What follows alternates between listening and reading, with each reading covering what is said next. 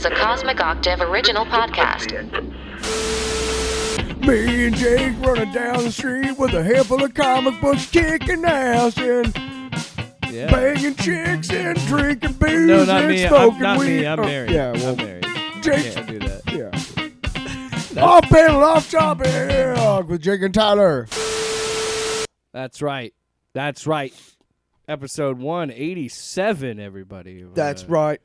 Off You panel. bloody well right. You know you got a right to say.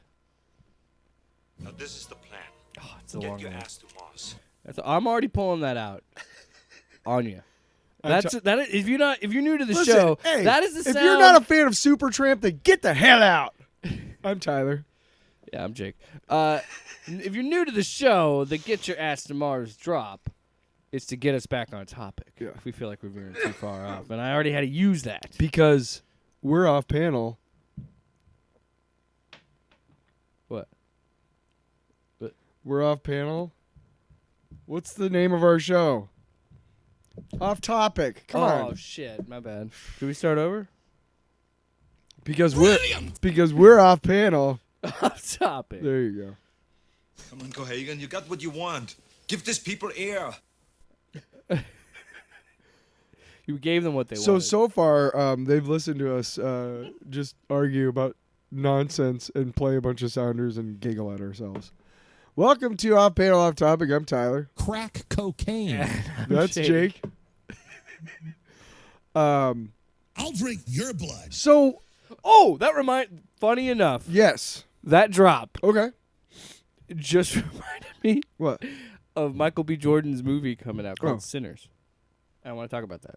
Okay, well, we'll talk about it. So I'm just saying, in a weird way, that drop was effective. So our what did show, you want to start the show our with? show every week, we generally, throughout our existence, there's always been like a show or a movie, something to do kind of with MCU, Weekly DC, with the show, yeah. something that trips our trigger. Furiosa was another one, like is not necessarily superhero related, but one we wanted to review for the show.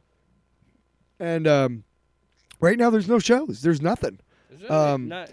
February is Captain America. Yep. And then March is Born Again. Yeah, Daredevil. And then July or June? No, May is Thunderbolts. May is Thunderbolts, and then July is Superman, and also Fantastic Four. And there's supposed to be a bunch of MCU shows coming out this year, and maybe some Star. We don't really know. But the point is that we have no shows or really movies to talk about right now. Or we do have some comic books, and It's a little downtime right now. if you listen to last week's episode, we talked a little bit about Daredevil season 3 from the Netflix show. Yeah. And that drove me into watching the entire fucking season. tailspin. Oh, sorry. Yeah, drove me nuts. Fuck it. Get out of here. So I watched the entire season of Daredevil, of season 3 of Daredevil from Netflix, and I fucking loved it. And I wanted to talk. I figured we'd start there. We go there. We got a couple things we both can talk about, and then we got our long box this week. Well, I haven't watched it since it came out nearly 7 years ago. So right, but I kind of wanted to talk about how. But I remember. I mean, yeah, I could talk enough about it. As I start talking about it, you'll remember stuff. Yeah. And you've watched it recently. So here's the thing: is when season 3 of Daredevil on By the way, Netflix. Yeah. You mentioned this, Luke, friend of the show, mentioned this. They're like, oh, yeah. Well, you said you didn't watch it intentionally or whatever, and you'll explain. But he just forgot. Like, he didn't even... Because they didn't really promote it a lot, because it was also coming out around that time. Well, I'll talk about that. It was coming around at the time when they were transitioning it out of Netflix and all that. But regardless... I'm going to get to that. I was there... Way to get before the... when it aired, motherfuckers. Right. Yeah, all right. I was there. I know. Anyway, so yeah, you finally... There were a lot of people You there. finally watched it. So yeah, what Jake was saying is that I got my first, Roku stick back in like 2016, 15, 16, and I got it specifically for Netflix and Daredevil, right? And by that point, season 2 was about to come out. So I watched season 1 and then watched season 2 and everything. Then Luke Cage was great. I watched Jessica Jones season 1. Season 2 is okay. Luke Cage season 1 was great until they killed off Cottonmouth, and then it was like 3 episodes of boringness. And then Iron Fist just sucked. And Defenders, I watched up until they first like teamed up, and then I'm like, I'm done. I don't care. And by that point, I had lost interest in all the Netflix shows because by that point, even though Daredevil season 1 heavily references MCU events and gods with hammers and stuff, by season 2, all that stuff, they don't reference it anymore because it's clear that they have not either there's been nothing from Kevin Feige at this point. Like, what are we doing with the Netflix people? And he always just kind of deflects. So by the time of season 3 of Daredevil, they're completely out of the MCU, right? We know that season 3 of Daredevil is the last season of a MCU Netflix show. They're not doing any more of them. They're all going to be, canned after a little while, and then that's it. Nothing. So by that point, I really liked Daredevil season 2, don't get me wrong, but it went a bunch of different places I didn't expect. And by the time I got done with that, and then Iron Fist came out, and it was just like, I don't know if I really want to watch this stuff anymore.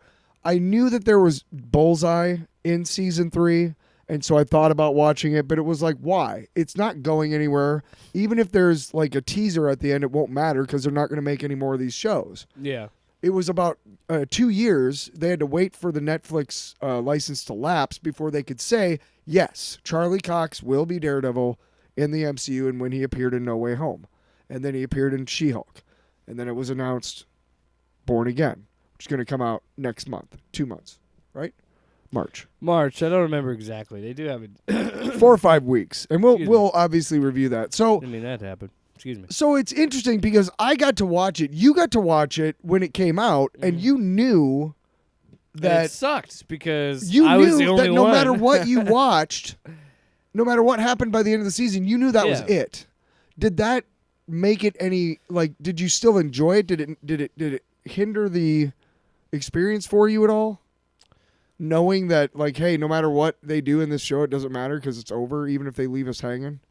No, because even then at that time there was still a lot of stuff up in the air about what they were going to do. Because I think I had read at that time the showrunner of season 3 had pitched something to Marvel and Netflix. Weren't they talking about maybe 4? doing? Okay, maybe I thought they were talking about maybe doing a Daredevil movie. With Charlie. And then there was speculation. There's just rumors and speculation about.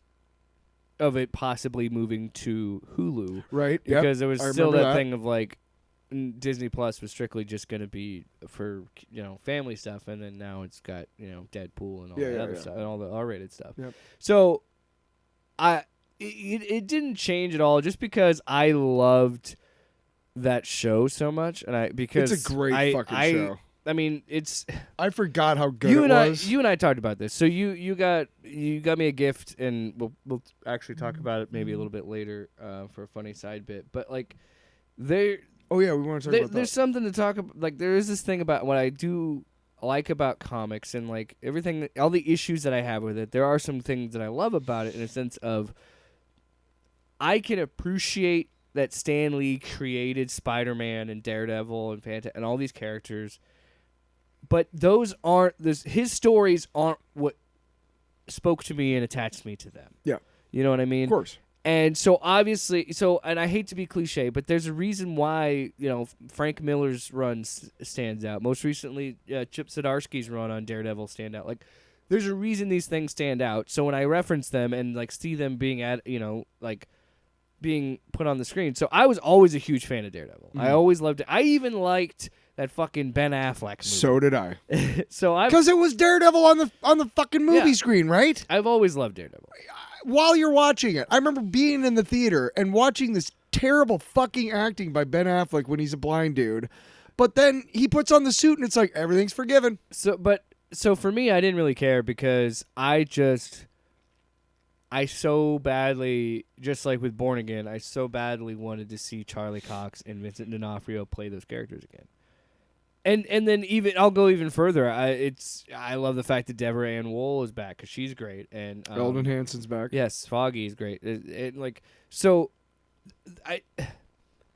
Look, people can hate on that Daredevil 2003 movie. You can, and look, I love it because I was fucking 10 years old when that movie came out, And it is so of the time, dude. It is such a 2003 movie. It so is. Because this was the height of the beginning of Marvel coming into a thing because of Spider-Man. This was after Spider-Man. Yeah. So for me, season 3 was never. Yeah, and I knew about all the stuff with Disney and all that, and I was still. And at the time, I was pissy, and I still stood by it. Like, yeah, now I fucking Disney's taking their toys, and Marvel's and Disney are taking their toys. But no, I still wanted to see it again, especially because I heard that they're going to do Bullseye. So I'm like, okay, we've already seen the chewing the scenery cartoony interpretation of the character, so maybe now we're gonna get more grounded and sinister villain, and we got that, and he is fucking great in this show. Well, let's not get ahead of ourselves. So let's get ahead of ourselves because I want to talk about the actual season. And I was so mad because I felt like I truly was one of the few people that actually watched it, so I had nobody to talk to about it because I'm like, this is fucking brilliant. Because season 3 is so good. And you and I talked about it last episode. Season 1 is perfection. Yeah. Oh, yeah. Season 2, I think, is still really solid, pretty good, but I will understand there is too much going on in season 2. Yes. Scott Glenn's portrayal of Stick is chef's kiss. Oh, my God. I mean, can't... Dude, in the is that the first season? No, it is. I think it is the second season when he has to say, "Listen to their heartbeats" or "Listen to their breath." Maybe Might have been this when he's getting the. He's just good because he fucking looks like the guy in the comics, dude. Yeah. He just does. And Stick is cool. Yeah. And yeah. Right? You can't. Right? Yeah. Yeah. And then, but just it got like with a lot of the mysticism and stuff with the hand and Yeah. stuff. It was like, all right, what are we doing here? You know. Well, and you had the Punisher stuff, and I think that The Punisher stuff, that was season 2, and that was towards the beginning of it. Well, that shit so- was awesome. Elektra is the villain. Yep. Of the Defenders show. Yep. And so, But she first appears in season 2 of Daredevil. So, I think it's interesting. There's a whole of big where- coffin of thing that where- she's got to revive in and shit. I know I'm getting ahead of it, but I think it's interesting of where they're taking this story. So it's clearly after season 3, but I think it's after the Defenders series. Yeah. Hold on, but that's what I mean. Is like I think that because he says when the devil's not going to come back or whatever. Because Matt, I don't know. The timeline's fucking confusing. I think so I think it's But after Defenders. we'll get to No, that. hang on. We'll get to We'll start. I think it's after the Defenders series, and here's why I think so. The show starts off with him and Elektra kissing, and the building falls on their price heads. was paid. A line was crossed. Then it he said, wakes up and he like drags himself to the church, and they kind of nurse him back to health. Yeah, that's what they do in season 3.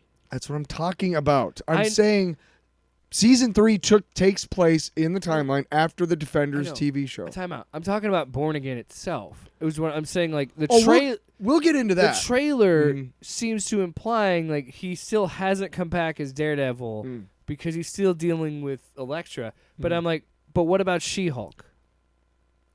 What about again, cart before the horse? Because I want to get there. I want to talk Yeah. about season 3, and then I want to talk about Born Again 'Cause that's where and I'm what confused. this means. Oh yeah, that's exactly where I want to go, but not yet. So season 3 starts off, and as far as I know, it's the Defenders. I think that's what happened at the end of the Defenders series. Is that building comes down? I don't know. They think he's dead. yes? And then Is that Defenders? And then he nurses himself back to health. We're at the church, It's at the whatever. end of Yeah. Defenders, yes. So, it's interesting because I don't think it hits its stride until like episode 2 or 3, and these are 13 episode seasons. There is some filler, but it's also good. It doesn't really matter. Oh God, There's a little bit. Yeah. The story about his parents. Now that we have seen that you That can the nun tell is his mom. effective stories in 6 to 10 episodes, I feel like we've started to really Well, understand. I read up, and Born Again season 1 is going to be 9 episodes, and then there's Yeah, a they're Born splitting Again it in 2. 18. Because remember, we were looking at that and being like, Jesus fucking Christ, right? Yeah. But 9 isn't bad. No. Again, every episode is good because it tells you something, and I love how they. It's almost like Matt, Karen, and Foggy are all the 3 main characters. So we look in on them every so often in the show. You know what I mean? Nobody gets more than the others. nobody's more part of the story. You know what I mean? I mean, sure, there's some episodes that are Matt centric, some that are Foggy centric, some that are Karen centric, but generally you're going to see something from all three of those characters. There's one episode in particular, it's after he gets he gets locked in the cab and it goes into the river. Yeah. That's at the end of an episode. At the next, I think it's 4 and 5. And then 5 starts off, they're dragging the, thing out of the river. They're hauling it out of the river. There's nobody inside. And the entire episode goes, and these are 54-minute generally episodes. Yeah. About first 40 minutes, we don't see anything from Matt at all. And then he shows up at like 44, 10 minutes left in the episode. Mm-hmm. So there's shows like that too. The point is that you really, the amount of character building, not only with them, but also Ray Nadeem, the agent, with Bullseye himself. That was kind of crazy how much time they spent on him. It works though. Yeah. Because him and his whole thing about his debt and how they eventually, that's in the very first episode. And they don't come back around to that until like episode 10 when they're like, hey, Fisk has had you this whole time, don't you remember? And it's like, wow, you really need to be, paying attention and shit. And so it works. It's not so much filler because it explains something about this and that. And, like when he goes home and he does the video and you're like, okay, whatever. And then later on, you learn that it's his dying declaration, and you're like, "Oh, they got him!" Like wow, stuff like that. Yeah. You think it's filler at the time, but then you're like, "Oh, wow!" So they did a really good job of wrapping everything up.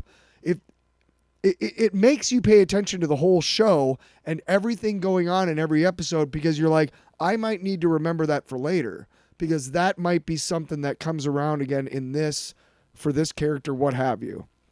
We learn a lot about Karen Page. Fuck Karen Page's dad. You're a fucking dick. You're a dick, dude. I'm sorry. You're a dick. I understand you're hurting, but how the hell are you going to push your only remaining relative away? Because it's her fault? Really? You think that's going to help? Let me just tell you, man. You should be like, hey, I understand that you're hurting and so am I, but the last thing we need to do is to put this on each other. So you're more than welcome to stay with me, and we'll get through this together. And I don't want you using again, because I know this is how because we didn't talk.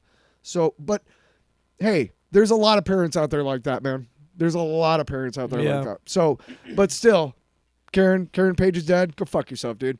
Also, hey, Foggy's brother, go fuck yourself too, man. Blaming him for signing that fraudulent loan. There's a point where he tries to blame Foggy like it's your fault. It's like, no, you're the douchebag who fucking, fudged the numbers on the loan application that made it fraudulent. I don't care if somebody from a bank called you. So on and so on. This deep dive stuff, you're like, I don't remember this shit. Yeah, I don't remember any of that. Well, that's how they get Foggy. That's how they get him to drop out of the DA race is they basically tell him, like, we want you to be the DA because then we'll own you. See how we own your brother? Yeah. Red Lion Bank. There's so much deep shit in this episode, in this season. Which is what I think is going to pave the way for Fisk being mayor. Right. Now, we'll get to that because I want to talk about where we're at in Born Again, but I still want to finish talking about season 3. Which is huge, which I got to say is a huge leap for them to just say, okay, I think this is doing what Deadpool and Wolverine was doing, which was we got to make this big sweeping thing to kind of bring in Daredevil into the MCU. But I want to finish talking about season 3 first. Yeah. Because I want to get there and have a big discussion about Born Again, but not yet. What was your favorite thing about season 3, would you say? All of Bullseye. And all of Bullseye? So we talked about this, his storyline is a little bit different in the comics. He is a baseball player, though. Yes. So when you brought that up last week, I had to bite my tongue because I wanted to read up so on much to that. I wanted to read up on Bullseye's comic origins and then what I saw in the show. And it just goes to show you the effectiveness of this show has always been what's made it work in the comics and what will always make it work is to tell a compelling story like this. You need really good villains, and I think this show. Even with Punisher being the traditional character that Frank is, being the anti-hero, he was still an antagonist to Matt. Yeah. And he was built up. and made into this cool, interesting character. And Punisher was Electro great. was great in the. As jumbled as that season 1, his performances were still really good. And so what they do with Fisk in season 1 and throughout the whole show, and what they do with Bullseye in this season, getting that whole episode in black and white, and it's like this all-American Leave It to Beaver thing. So real it's quick, just so good. I think you're remembering it because, and I was watching this, and you said this yesterday too. But that baseball sequence is Right. yeah. It's not a whole episode. It's just it's a little sequence in Fisk's apartment, which is really interesting because he's imagining all of this happening. Yeah. In his apartment, and then there's so. But also, I wanted to quick. Yeah. My other favorite thing about Bullseye in this was him fighting Matt in the office. Is the imposter Daredevil. So like then Matt's got his old. The symbolism of Matt fighting himself, and the symbolism of fighting a better version of himself, a faster version, a precise version, and then like guy who can fucking ricochet and shit. he ricocheted fucking scissors into him, like off a desk, and like all this crazy shit, and it was such an awesome sequence. And then the best thing about it, the one shot sequence in this season was fucking awesome when when Matt fights out of that prison riot. And it's after he talks to Fisk, and it's it's the one take, and it's him outside of the costume. So now we've seen it 3 versions. We've seen it in his classic gear, his Daredevil gear, and now as Matt. And like the way that ends with him like landing on that body and then like falling down and then getting back, like falling forward back into a fight, like a punch, and like. Sorry, I love this show. And you know why? Because it does something that a lot of these movies and these shows have been missing, I think. Matt gets the fuck beaten out of him. I want to touch on that. That makes him relatable because he gets his ass whipped. I want to touch on that because Pussy. wow. Have you got A pussy. Have yourself a tight little. So I'm not one to be, all realism and shit, right? And you got to understand some stuff. Anybody who's ever been in a fight knows that fighting is not. It's not possible how these people fight.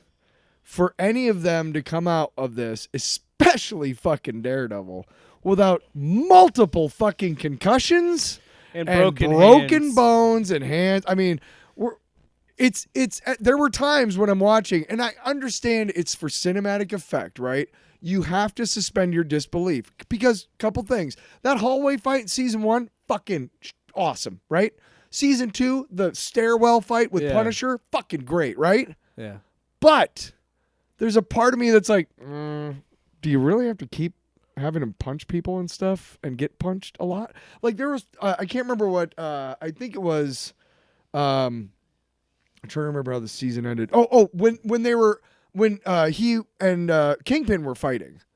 And like, he's fighting Bullseye first and then he fights the Kingpin. Well, they're all fighting each other at the end there. And like, there's so many headshots and I'm just like, just jacking each other in the head. And I'm just like, that's not, you don't need, can the stunt coordinator maybe find another place to hit? Oh my God. I know in that the it's last episode when he's fucking punching Kingpin, the blood is splattering yes, on the wall. I was right? Like, good Lord. That guy is dead. I don't care that he's or when he's the Kingpin. Like, same season. Yeah. When he slams him, like he just fucking basketball bounces him off the fucking table. Yes. Like so many concussions. And they show them later, and it's got like a little bit of blood, maybe a bruise, and it's like you should be dead, dude. So I love it though. Right. Again, I understand comic that. book. I totally understand that you have to suspend your disbelief, and that's cinematic and stuff, right? John Wick is not really stuff that is real. There's still but it's so cool because it could be because people thought about it enough. There's still fantastical shit in the Of course. in the Dark Knight. And keep in mind, by the time we get to the boat problem sequence, he's already blown up a hospital, robbed a bank, burned hundreds of thousands of dollars, blown up, done so much property damage. But it's also like, so like I see where you're coming from too. Where like at some point you're like, how is dead or Kingpin should have killed him at some point, Right. just as much as he's beating the shit out of him. And then when he's punching it, but I'm not gonna pretend it isn't a fucking crazy visual of like seeing the pure white wall get just doused with every punch. It's like visually, it's fucking insane. Well, you start with the fact about the painting and the story with the lady. Yeah. And then the fact that Bullseye goes and gets it anyway and basically probably kills the lady. There's a spot of blood on the painting, on the frame, and she notices it, Vanessa. Yeah. And then, obviously at the end, he gets more of his blood on it. It's a great visual and like so much, literary and then that moment, things to think about, so many symbolic. And then the moment, that's fucking amazing. Yeah. And it continued, like, it is also impressive how well Charlie Cox makes it believable that he's blind. Yes. And his ability to, like, find ways to, like, look away and look at, and when that sequence when he finally has him on his knees begging for his life because of Vanessa, where he just goes, where he lifts it up and reveals, and he's just like, I want you to know that I fucking beat you. Yeah. You got your ass beaten by a fucking blind lawyer in Hell's Kitchen. Get the fuck out of here. And now we go to Born Again, and now it's a different dynamic because now.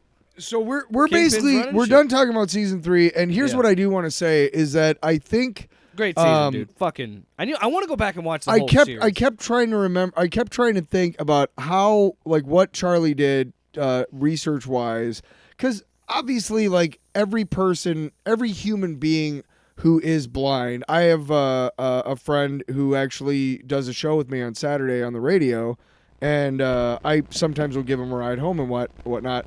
And it's funny because I'll forget that he's blind. I'll ask him a question about like somebody's. Like, hey, is his kid blonde? And he's like, how the fuck should I know? And I'm like, oh yeah, that's true. So I mean, obviously, like, you don't want to hear about. Yeah, Jesus, dude, figure it out. And we can hear you on my mic too, dude. I mean, just turn yours up. We don't care. You can't hear me on that mic. See, you couldn't even hear me now. Dylan, turn it up. Brilliant! That's me. Anyway, so your friend is blind. Yeah. Obviously, there's like the whole Robert Downey Jr. character in Tropic Thunder, the joke about like being too into character and so forth and so on and whatnot. Commentary. Right, but I'm willing to bet that one thing that he did was like, how do I make sure that what's a trick that I can use to kind of get into that character and not necessarily like make my eyes blind or whatever, but also but like what can I do with my eyes?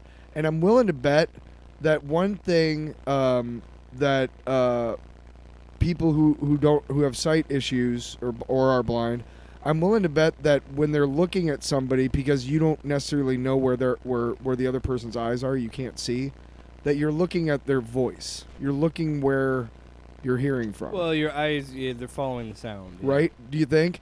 And I think because when he pulls I he pulls his thing off, he's not actually looking like right at Kingpin. No, he's not. Right. And he wouldn't know where his eyes are. He doesn't know where his eyes are. So now we finished talking about season 3. It just. Would you say He wouldn't know his eyes were because his eyes were not where he were.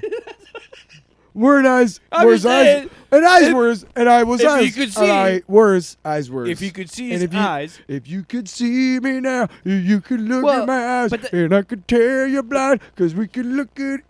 But so I want. I was I'm on a gonna roll, click man. in there, but I wanted to. I'm gonna click my tongue. Fucking just Well, I want to talk about that though. I think hit maker. that is hard. That has got to be hard for him not to look in his eyes because it's your instinct to do that. So I'm sure it's like, okay, just always be looking up or to the left or to the right, never directly looking at him, because even though he could guess as in a blind person, you know where people's eyes are, but just because you're hearing a sound from a direction doesn't mean that's where a face is, No, I know, but I'm saying like that So would no, be. that's why I'm saying if like, I it's was an good that actor, he's- yeah. that would be something Right. that I would think about. Like, I want to look at people's mouths because if I was blind, I'm willing to bet that's where my eyes would go, even though I can't see anything. Well, that's where the sound. Yeah, because that's where the sound is coming from. That So makes we've sense. seen season 3, and again, just great. And the guy who played Bullseye was fucking great. He did a really good job. I think. Wilson Bethel, he's I hope back. he comes back. He is back. Oh, and let's Hey, don't kill your villain. talk job. about the very end with Professor Oyama, Yeah. who's doing the whole thing on his the adamantium bonding on his spine, right? Yeah. And guess who Kenji Oyama is in the comics? He's named Lord Darkwind in the comics. And guess what he did in Marvel Comics? Guess what he's famous for? What? He invented the adamantium bonding, skeleton bonding procedure. Is this how we're gonna get Wolverine? in the I'm MCU? thinking what I think might happen is I don't know if they're going to try and tie that in because we've seen in Marvels that there's an alternate universe With probably Beast, where the yeah. X-Men are already established. They may come over. We don't know what they're going to do with the X-Men. We don't know, right? But if you want to establish them in the MCU proper, maybe you just start over. They've never been around. This is a new thing. And you've already said that the Wolverine that we have is from this other pocket universe that's dead, and and Logan is dead. And Oyama is the linchpin that brings us into. I am still Yeah. under the belief that Ryan Reynolds and Hugh Jackman are probably going to do one more, and that's Sure. probably going to be Secret Wars. Probably. And because I saw somewhere that Hugh Jackman wants to do even more Wolverine, I'm like, I don't. Okay, we'll see. Unless they're doing a lot more CG fights, I guess. But in terms of where this is, like, I don't know what. I'm confused on the timeline a little bit because we're saying the devil isn't coming back, and so it seems like we're going to build to him coming back, putting back on the horns, but he already did in She-Hulk. So are we saying that She-Hulk is the time between season 3 and Born Again? Like, I'm just still. Right. No, and this is what I wanted This to is what talk I'm about. confused about. This is absolutely what I wanted to talk about because it looks And like what about Echo? from the preview, right? To me, the guy who showed up in Hawkeye and Echo is not the same Kingpin from the fucking It Daredevil has to be, Netflix right? series. What the hell? Did you think it was the same guy? Did he act like the same? Because he didn't. He had like Hawaiian shirts on and shit. Yeah. He acted different. I don't think it was the same. I know that Vincent D'Onofrio has stated that it is, but the Kingpin that shows up in the Born Again trailer is not acting And like now the he's guy the in mayor. Echo and Hawkeye, Yeah. right? Well, no, he's running for mayor. He's not the mayor. I'm saying, Well, in the comics, he wins, so I'm assuming he but wins. we got to establish Yeah. that he's not the mayor when the show starts. Now, how do we get around the fact that he's in prison at the end of season 3? How do we get around the fact that, according to everything, Vanessa is, out of prison, but if she ever does anything bad, then, she's getting deported, blah, blah, blah, blah. What are we doing, and how are we taking these things? Now, it clearly shows, I think, Bullseye, everything that happened in season 3 to Bullseye happened. I think what they're going to try and do is they're going to do a soft reboot, which is, hey, if you're new to the show, we're not going to show you Daredevil's origin because we've already been down that road. We're not going to show you Bullseye's already been down that road. Here's where you can find that.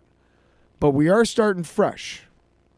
Everything that happened in those first 3 seasons is canon and happened. But if we retcon some shit, don't be surprised. Yeah, I mean, Right? Don't you, have think? to. I mean, there's just. Because clearly when you saw the shot of all 3, Foggy, Karen, and Matt walking down the street, and they're all, jovial and here. Yeah. To me, that looks like, people that have been through a lot of shit. It doesn't Yeah. look like people who are starting off. So clearly they've been through some shit, but maybe they just won't be specific It's about obviously post season 3, it. Right. but But there's clearly elements of season 3 that are going to show up in Born Again, right? are we just gonna say like? I know. That's. But what about She-Hulk? Oh yeah, dude. What about Spider-Man? No Way Home? Spider-Man Yeah, is exactly. acceptable because I could just be him being a lawyer. Sure. Whatever, fine. It's a little cameo. That's fine. And you could have done that with She-Hulk, but he was Daredevil. So I am assuming. Hear me out. Okay, She-Hulk happened. This is post She-Hulk, and this is him saying, "Okay, that was fun. It was cool to have this new suit. It was, that was all fun, but I don't know if I should still come back and do this." So he still puts it up because clearly we're showing he has more in that one shot. We've established he has more horns, cowls. Now, if I'm not mistaken, the guy who makes the suits gets killed in season 3. Kingpin kills and that's him. why his suit is from the dude in She-Hulk, right? Because Right, I forgot about the dude in She-Hulk, yeah. who gave him the yellow one. Yeah. But I think that was only for She-Hulk, and they're not going to. So I'm thinking She-Hulk is going to be one of those things that's like Deadpool, where like things happen and they can be canon, but if you want to write anything off as not happening, it's fine. Because they do in the last episode. And also, what is he other than the suit? What does he really do in She-Hulk that's like, oh, we got to reference that in Born Again? You know what I mean? Nothing really. So it's okay to look at it. Honestly, as that can exist I think on they're its also own. banking on that. Maybe not everybody watched that. So like, and I think a lot of people are like you and me. We're like, and again, it's again. Well, no, it shows. You want to talk about the Netflix shows. You want to talk about the legacy of the Netflix shows. It's that Daredevil was the. I keep looking like we have a camera. We still don't have one yet. Daredevil is the only one that was worth the shit because everything is centered around Daredevil. The villain they fight is Elektra, a Daredevil character, and the Hand, Daredevil's shit. And the fact that she's all this stuff, these references, Echo. Wanted to get people, and by the way, the stats came out that Agatha All Along and Echo were one of the lower viewed things ever on Disney Plus. I'm not shocked by that because they weren't heavily marketed. Not really at all. No. So the judge will I remember take when that Echo as a came W. out, we were like, oh hey. So I think they even have him cameo in like the first episode for one scene just because they know people would be interested in that. He pops up in She-Hulk, and they how long they teased that out for 2 to 3 episodes before he shows up because that's how people wanted to see Charlie Cox and Daredevil again. So that should be the legacy of Netflix. Be like, look, take solace in fact that we are so invested in this version of Daredevil that we watched Echo, we watched She-Hulk, just because we wanted to see it, and now we're finally getting it. And how excited we are! Well, I think one thing that's the legacy because it was smart of them. You couldn't do this with the other ones. It was You smart. Just couldn't. It was smart of them to be cagey while they didn't have the IP. Yeah. And then once they got it back from Netflix, I think there was some under the table, backhanded kind of like, hey Charlie, Vincent, don't go anywhere, okay? Just hold tight, okay? We can't do anything yet. Can't say anything We're yet. not going to recast. But because you're fucking awesome, right? I think that's very smart of them. But here's my other question: is we're talking about like stunts. You were talking about Hugh Jackman CGI fights, wanting to do more Wolverine, right? He's not a spring chicken anymore. He can't do He's all the old. stunts that he used to, Yeah. right? It's just fucking science. That's fucking He's just science. we're not getting any younger. Science, man. Yeah. Charlie Cox, when season 3 was going on, is like 45. That was like 6 years ago. Yeah. Okay? He's got to be close to 50 or already 50. We're doing 2 seasons of Born. How long do we have Charlie Cox as Daredevil is what Well, I'm there's saying. also rumors that he's going to be in Secret Wars. Well, I think he can make it to Or there. no, actually no. I think the rumors is he'll be in Doomsday, or maybe he'll be in both. I don't know, but there's a rumor that he might be in the next event. We deserve more than just that cameo in No Way Home of Charlie Cox as Daredevil. Yes. We deserve a I Daredevil can't wait. in the fucking movies. Big budget shit. CGI fucking final fucking battle. Yeah. Could we possibly see Kate Bishop, or she? No, I think they're gonna make her In Daredevil Born Again? or maybe a reference. Not even her appearing, or a reference, Maybe. like a passing reference. Or will we see a reference to the Tracksuit Mafia? Well, that's the thing. I think tonally she wouldn't fit, so that's what I mean, like just in a name only, or something. To maybe, but you don't need to. I was just thinking of ways of like how other like lower level MCU characters could be tied. But Hawkeye, she's off doing the Avengers shit because Yeah. she's gonna be with Kamala, Bill, and I don't building that know. shit. Like, here's and you know what? That's too kid friendly to be around this anyway. Mike Coulter has been on record as saying, I really like the show I'm doing. He's been doing that show Evil for a while now on CBS. And he's been on record as saying I don't really care to go back to Luke Cage. Which, listen, for my money, he was a great Luke Cage. From what I saw of that show, I liked his performance. Yeah. Jessica Jones has never been a really big staple in the comics at all, so I don't really care if they recast her at all or even include her as a character. Is it Jessica Ritter? Something.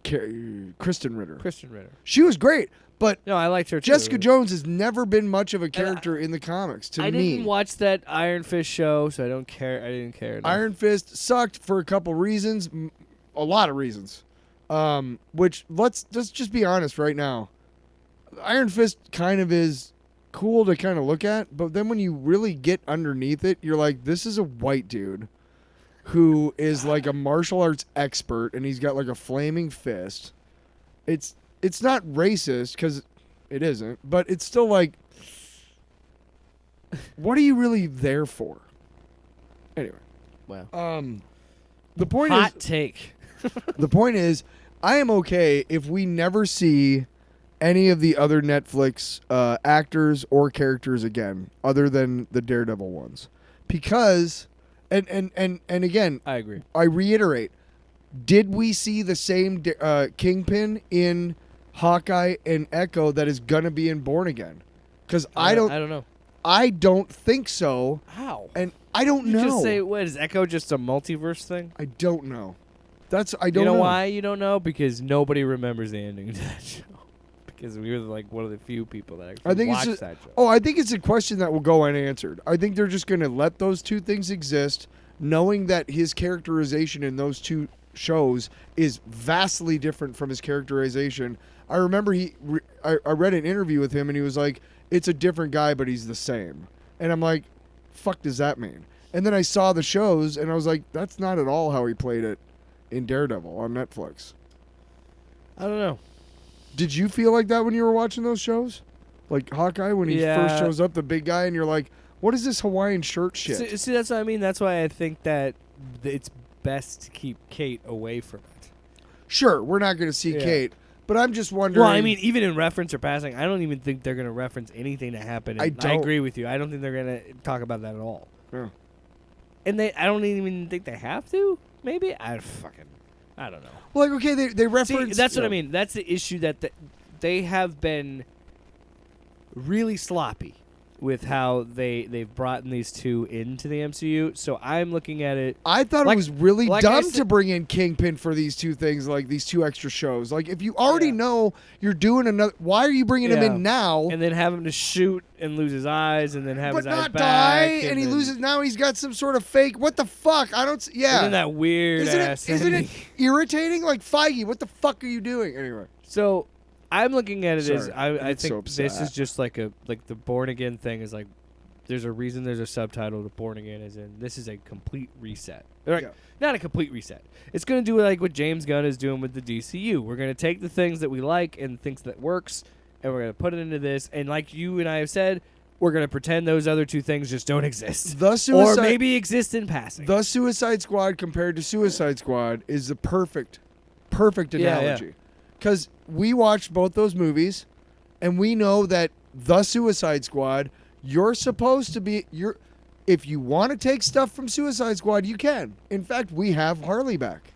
We have a couple characters Birds back. of Prey was before that. Right, so we have a couple, right? It's a weird trilogy because it weirdly goes Suicide Squad, Birds of Prey, and The Suicide Squad. It's like a weird I think what you said about, the DC Suicide Squad and then James Gunn's The Suicide Squad, how they integrated stuff that had already happened with new shit. Things happen. Without erasing shit. Yeah. Yeah, it's possible to do that if you have smart audiences. Huh, no shit. Yeah. All right, so long box? Just going to go right into the long box? Why not? Well, no, we got Absolute Wonder Woman. We got to do that. Oh, you got to read it? I did read it. Press record. All right, Absolute Wonder Woman. Number 4. We just had an incredible... Oh, you piece of shit. Yeah, we're not going to redo it. It's too late. It's a one-time thing. Why do you got to bring it up? Because if you've ever seen Tenacious D, the episode, the show...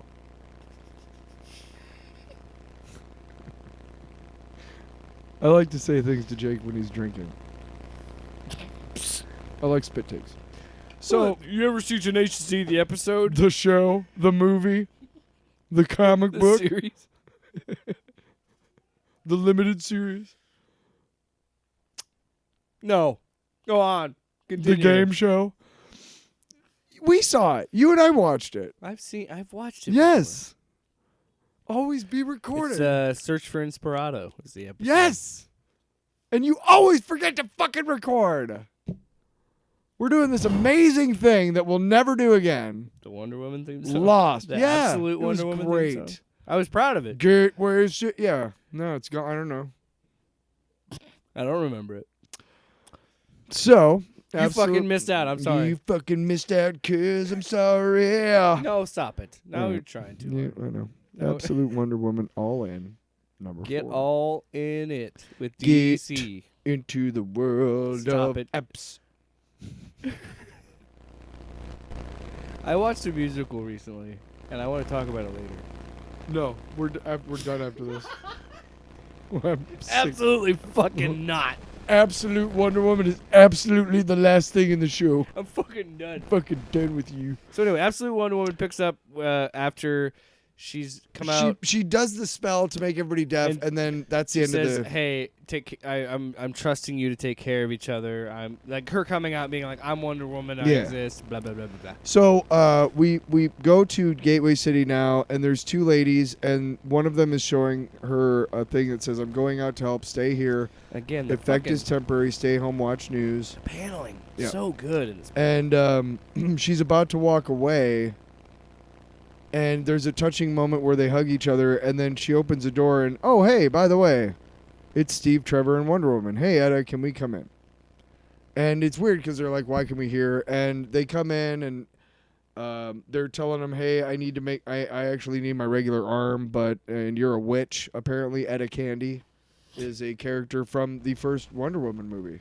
Oh. Yeah, remember? The secretary to Steve Trevor? Oh, Etta okay. Candy. So that's this version. So she's a character in. She's been Wonder a staple Woman's in lore. Wonder Woman Okay. lore, yes, for a while. So in here, she's a lady who's, it looks like a daughter, or is it her sister? Or her sister Yeah, I think Gia. so. Yeah, because And so they're like, hey, you're a witch and we need some shit. they're And friends of Steve's. one of my favorite parts, remember all the times I mercilessly teased you about Diana and how she couldn't possibly be all that you were describing? And Steve's like, vividly. And Etta goes, yeah, you undersold. And he's like, told you. But both of them are like, Gia starts helping her find all of the stuff. It's interesting because she's like, you need these things, but also, I need Hemlock, Morning Glory, and they get all these things. She actually opens up, I think, like a safe at one point to get some of the stuff out. So Yeah, there's yeah. And So she clearly knows some things, yeah. and now, do you have anywhere that isn't this lovely shop? Because there will be quite a lot of blood. Again, and she touches on it later in the issue, but I do always enjoy how Diana talks. Yeah. Because in one hand, yeah, the book kind of points out how she makes everything seem bigger and more hopeful. Mhm. But at the same time, she's so earnest. And I've said that in every issue. I always enjoy, like, when she's very earnest like that. Like, there's going to be a lot of blood, so can we go somewhere? Yeah. So, Oh, and then, yeah, we get that whole extended flashback out of it. Right. Well, before we move on, because you're right, and we got to touch on that. And I just wanted to read this little exchange between the two of them, between Gia and Wonder Woman. You see, to fight this creature, I really do need my arm back. The prosthetic is a powerful weapon, forged and fired by Hephaestus himself, but it is no match for what it replaces, and what I face is perhaps beyond me, even at my best and strongest. And Gia's just like, arms are good to have. Yeah. She's just matter of And fact again, about it. Yeah, I need an arm. it's so commonplace for her, and she doesn't she's still like adapting the idea of like humans are like, what the fuck are you talking about? Yeah. So she does the spell, and it, she's covered in blood, and she title gets her card. right. Then we Title get the page. flashback where she's talking to Hecate. And again, if you're looking at the paneling, you're paying attention to it. It looks like you're seeing wings, and you're Yeah. seeing a conversation. Mhm. And this, seriously, I said it every issue, and I'm probably going to keep saying it, is what makes this book so interesting to me is, yes, it's the writing and the art, but the paneling makes this book stand out so much. It makes this thing just pop, you know? Mhm. And it looks incredible. And, yeah, so we get this flashback with Cersei, saying, like, talking about the sacrifice she's making and the sacrifice that's put upon her to be the mother for Diana. And essentially the voice talking to her saying, I knew this would be the challenge for you. Yeah. And this is the thing. And another tragic thing that she says at the end is her love is her prison. Mm-hmm. I'm like, damn. And like Diana's love, it would be transformative, and like my love, it would be a prison. it's like, damn. And we come back to it's very. I like how we forget that like there are all these like demons and little things around all the time. Yeah, they're and sleeping just- with them in the bed. Like There's no they're- problem. They're pets. Yeah, they're pets. It's so funny. So then we go back to Gateway City, and she's got her arm back. She's covered in blood. They give her like a towel to wipe out the blood, and you have like a full pint of blood on your face. Oh, thanks for the rag. Yes, you have quite the way with words, you know. Do I? Yes, you somehow make everything seem better than it is. Hopeful. I can live with that. Yeah, and it's just like earnest things. Like I can live with that. So she steps out and she sees something going on with the tetracide, and she needs to go back before it embeds. She goes through the city. The tentacles have returned to their natural. It's a bunch of. Honestly, it's like, oh hey, this is what's going on. Like, well, you're just about to slice it in half. She just makes the sword gigantic. I laughed out loud. So she's fighting this kaiju, and we're setting it all up, and she fights it by distracting it by throwing a little like vial of this spell that sounds like what it wants. It's people screaming and freaking out because it wasn't getting that from the cone. So she uses that to lure it away, and she's like, it does suck because you're hearing what's going to happen if you fucking fail. Yeah. And then, she's doing this spell, and essentially she's just making this sword, this big, gigantic fucking sword. And I laughed out loud because it looks huge on one page. And then you look to the other page, and it's comically large. And you're like, it is a comic book. But, like, absurdly large. And I'm like, okay. Yeah, she's, like, the scale is... The hilt of the sword, she's like maybe a third of the height of the hilt of the sword. That's how big this is. And to me, it's like, again, it's everything that I love about comic books, because on one page I'm like, this is fucking silly.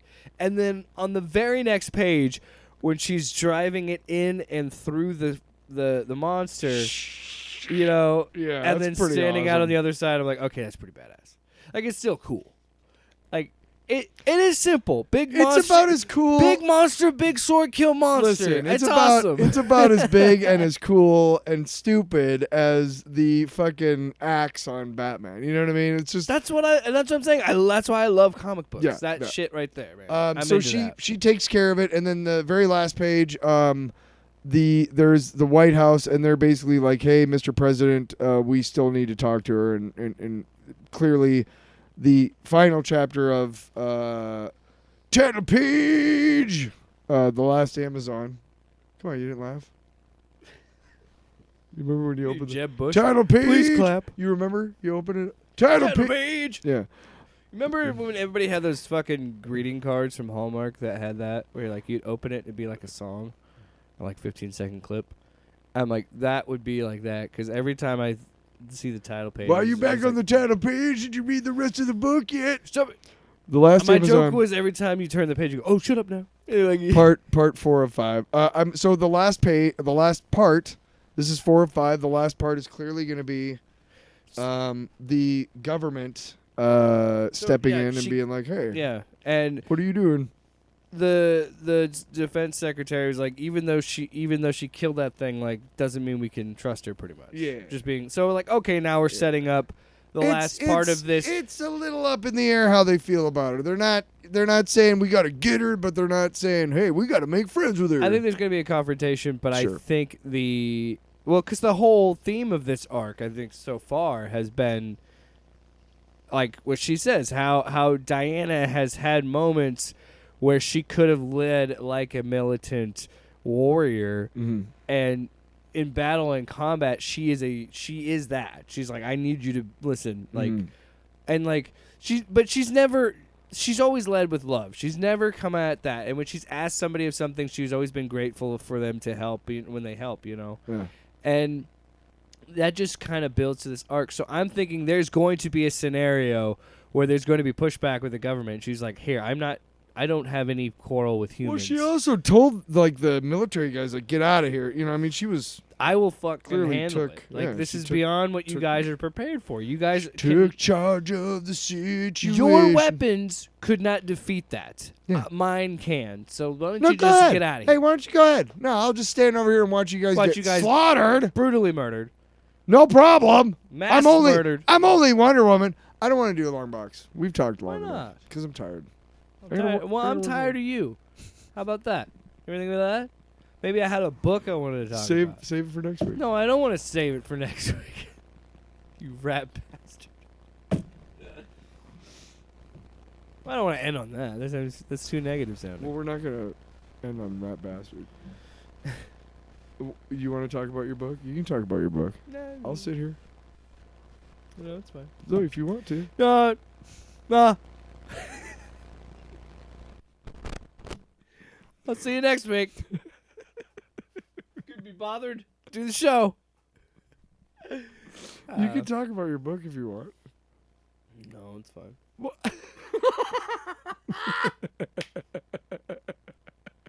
No, it's fine. I don't want to talk about my fucking book. It's called Hound. This book I'm going to talk about because it's super short. It's not a very long book. You could do it in a day. I did. Fucking, that's how smart I am. I'm a super fast reader. Super fast. I don't know if you know this, but I can read 1,000 words a minute. It's a book. It's published by Mad Cave, Mhm. and it is written by two people. I'm trying to pull it up here. What are their names? Butt and Sniff.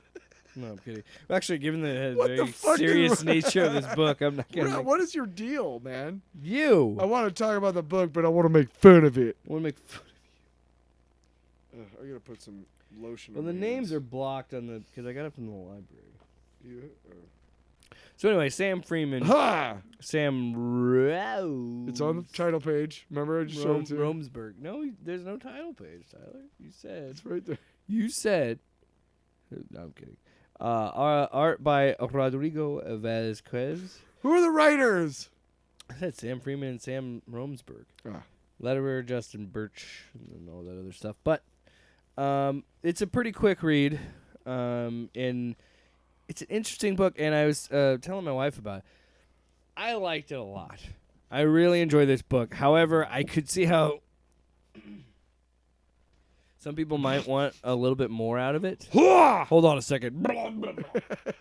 I could see how a lot of people maybe wanted more of this book and thought that maybe it could be longer. I kind of felt like I was wanting a little bit more, but I think that's what makes it so good is how quick and visceral it is. It just jumps into the action. So this book called Hound is during World War I, and it's following William Barrow.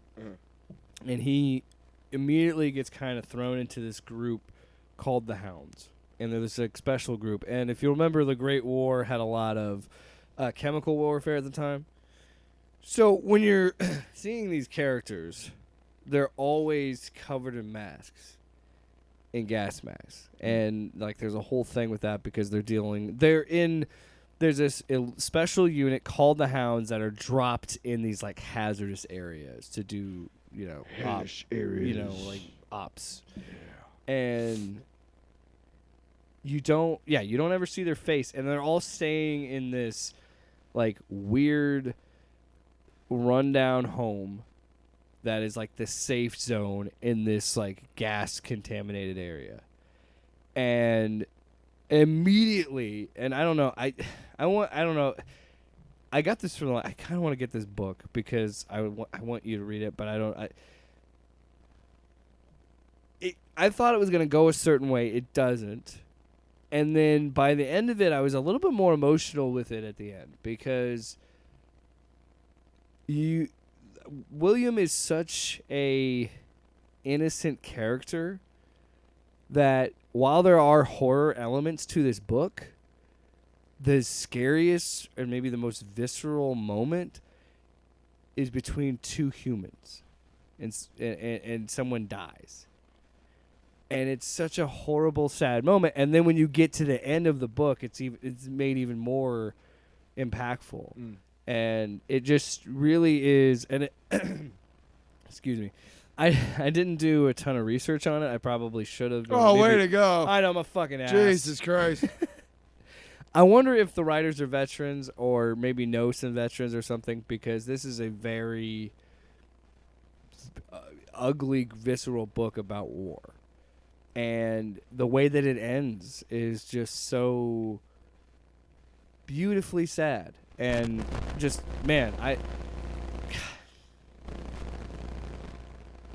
it's just, yeah, man, it is a really good book, and it's a very quick read, and you could read it in a day. I did, and it just kind of sticks with you, and I want to know more. I want to see if these guys do more. And what, it's interesting too, because Mad Cave, there's like a little sticker on it. That on the front it says like 10 years. And I'm like, this is the first book I've seen from Mad Cave, so I'm interested in what other stuff they do. But yeah, it's a really solid book, and it's pretty self-contained, and yeah, I think it sticks with you, especially the ending. It's a really good one. I dig it a lot. I recommend. Tyler, what do you got to say? Off panel, off topic with Jake and Tyler.